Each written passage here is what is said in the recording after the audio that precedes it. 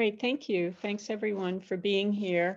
I'm Pam, grateful, recovering, compulsive overeater, food addict, and I weigh and measure 3 meals a day from the gray sheet, write them down, commit them to a very patient sponsor, and I don't eat, drink, or drug in between no matter what. It's the most important thing that I do each day. And I'm really glad that I was asked to speak here. I'm going through a little bit of a slump, and I'll talk about that a little bit.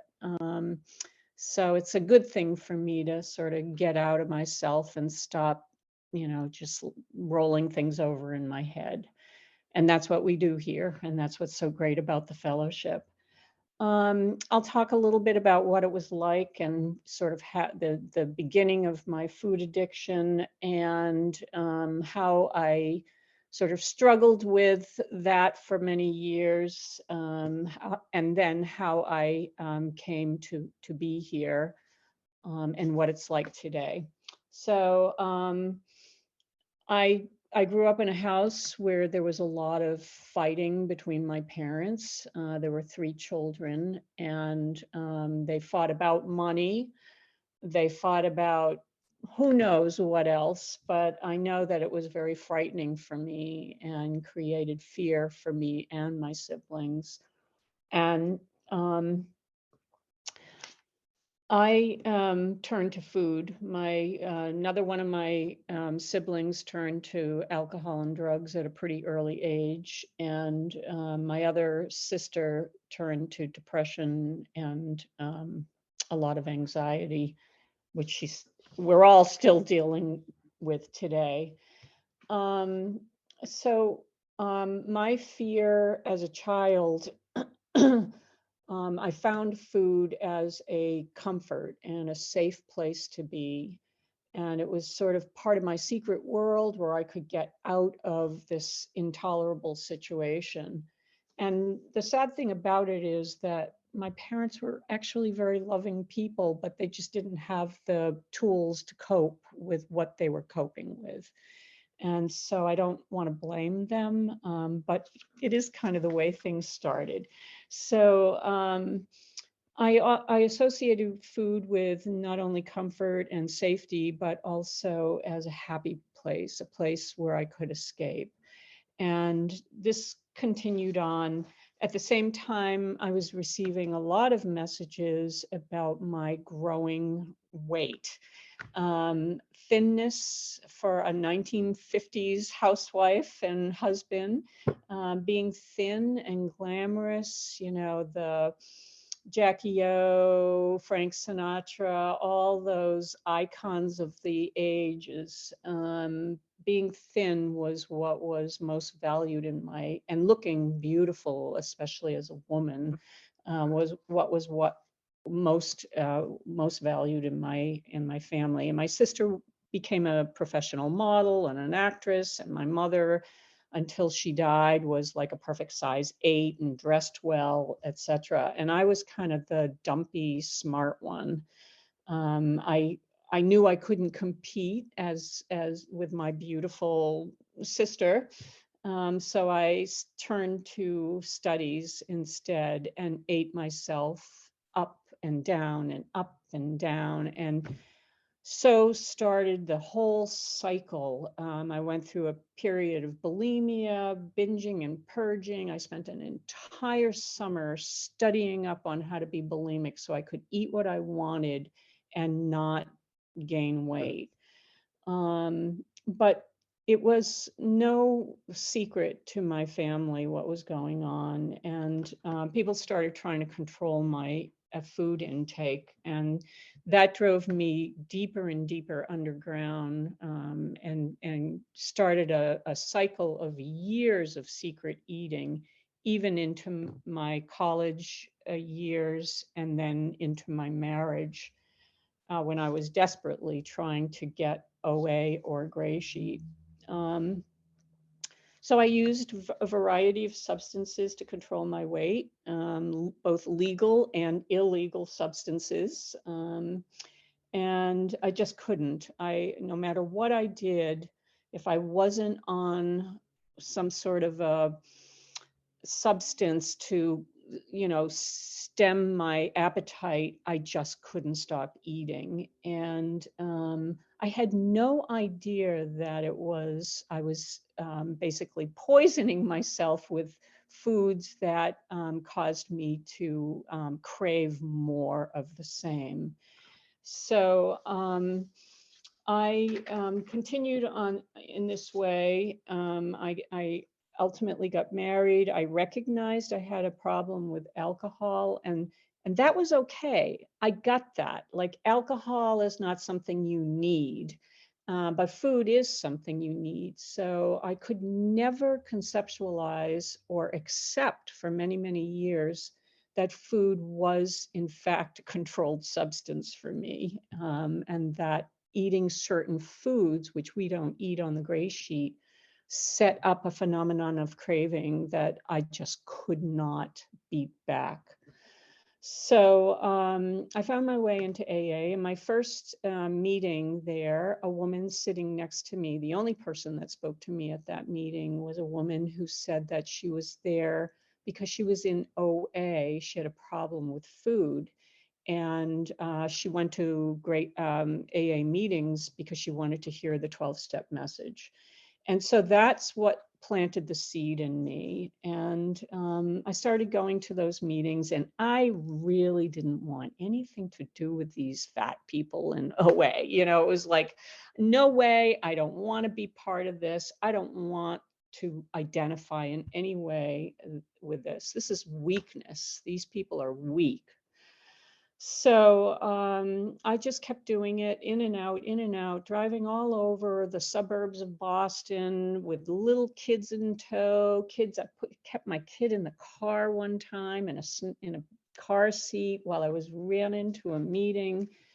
I was desperate, even though it didn't work for me, that program. I was so desperate that I went out every night and tried to find something or someone who could make this work for me. So let's see, that went on for decades. It was 15, 20 years through my marriage, weight up and down, up and down. I was so sick in the disease that I would like pray that nobody in my family would die so that I wouldn't have to leave the house and have people see me. Because I could have seen a cousin and been like 120 pounds. And now here it is 6 months later, and I'm 180, 190 pounds. And it was so erratic and so insane that you never knew who you were going to get. Not only visually, but my poor kids, they didn't know, and my spouse did not know who they were going to get from day to day. I was either on a manic sugar high, laughing, everything was so great. I was like drunk on the sugars and flour and grains and other things we don't eat. And then I would, okay, I gotta put the food down, and I'd be hungover and miserable. And if anyone made a noise, I would snap at them. And it wasn't their fault. It was that I was miserable. I was sick. So, oh gosh, when I think about how much time I wasted in this disease because I could not accept it.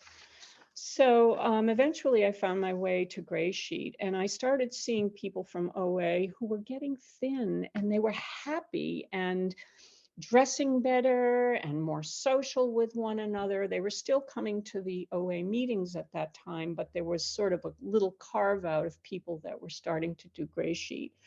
So finally, I decided that I would try Gray Sheet, even the dreaded Gray Sheet, the last house on the block. And what a mistaken assumption that was. This is where the solution was all the time. So I came into the program and still viewed this very much as a willpower game. I sort of stayed in the backdrop, did not ever show my face anywhere. I was on the phone meetings, and the phone meetings only, which I found to be a very anonymous place for me. And I just did not want to be a part of. I did not want to be one of you. So that went on for like 10 years. And I have now come to understand that what I was doing is using the gray sheet as a diet. The gray sheet works as a diet, but like all diets, it comes to an end at some point in time. What this program has required of me is to be part of the fellowship and to actually not be a passive bystander in my recovery, but an active participant in my recovery and in the recovery of other people. My beautiful, wonderful, selfless fellows in this program, I know I can pick up the phone and talk to anyone here, and you'll put down what you're doing in order to talk with me. So I love that about the program, and I don't know why I was so resistant for so many years. But anyway, about a year ago is really what sort of got me back here, or got me here in earnest. My daughter was in New York City having her first child. It was, a cause of celebration, our first grandchild, and I rented an apartment in the financial district. She was living in Tribeca, and I started eating, and I was so sick and poisoned from the food that I was eating that I couldn't. I wasted time in an apartment being sick instead of being with my daughter and her newborn. I would go over, I'd feel too sick, I'd have to go back. It was insanity. And not to mention that I was paying like $4,000 for a couple of weeks in Manhattan, So I got on a Zoom meeting. I don't know how I had the wherewithal to even look up the Zoom numbers. And I spoke to someone there who was trying to help me. And this person would come back into my life every month or so and say, "Where are you? I haven't seen you. What's going on?" And never sort of gave up on me. It was like somebody really was reaching out their hand to me. And so it took me still a while. And I have, since that, a year ago when I made contact with this person is now my sponsor. And my whole life has turned around, wholly. I have some challenges still ahead of me. I have a lot of wreckage from the past that I have to face up to and make some decisions about. But the way I feel about myself and the people around me, most importantly, the people in this incredible program, this incredible fellowship, is just nothing short of miraculous. I could not look at myself in the mirror in the end. And I'm able to look at myself in the mirror and say, "You're not bad. You're okay." I'm wanting to dress a little bit nicer. I want to start, putting some thought into my appearance. I have a very disciplined structure of tools that I utilize every day, and I go through those. It's sort of a practice. And at the end of that, I get a day of abstinence. And the tools that I use is, when you look at it on paper, it looks like, oh, I'm doing 8 things. I'm, meditating and reading literature and doing service and attending meetings and calling 3 people and texting people and writing and reading and inventory. But that amount of time is nothing compared to the time I spent in my illness, in my seeking, hiding, disposing of trash, being sick, and all the time and wonders of life that I wasted while I was in that trap of food and other substances. And that's what it That's is. that's time. Okay, thank you. So I am so grateful to be here. And I just want to say that I don't eat no matter what. And I am here for myself and for you. And with that, I pass.